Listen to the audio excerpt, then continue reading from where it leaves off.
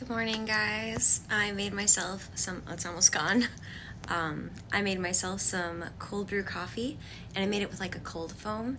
And I want to show you how you can make it at home so you don't need to go and spend all your money at Starbucks. Don't forget to like and subscribe. I do have a lot of coffee videos. Just watch the video, it's 2 minutes long, and enjoy your new cold brew coffee. Hey guys, thanks so much for watching. Let's start off with pouring some delicious cold brew that we made the night before. I have a video where I show you how I make my cold brew, and I'll link it below if you're interested. And then we're gonna go ahead and whip up a little bit of our favorite beverage. I'm using some oat milk, as I am dairy-free right now, but you could use cream, 2%, almond milk, coconut milk, whatever you want. Then I add in a dash of vanilla. I like to have a little bit of flavor, and this is perfect. You could also add an almond extract or whatever kind of flavor you would like, peppermint. And then I go ahead and add my sweetener. I like to use this stevia because it is 0 calories, doesn't affect your blood sugar, and it just tastes really good.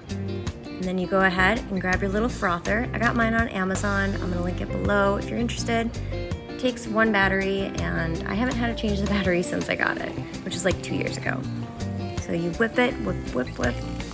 You wanna get it fluffy. You can do this with it hot, you can do this with it cold. I'm obviously making cold coffee, so I want it to be cold. You just whip it until it's the desired amount of thickness that you want. I wanted it to be pretty thick. When you're using cream, it'll get more thick than what the oat milk or the almond milk would get, just so you know.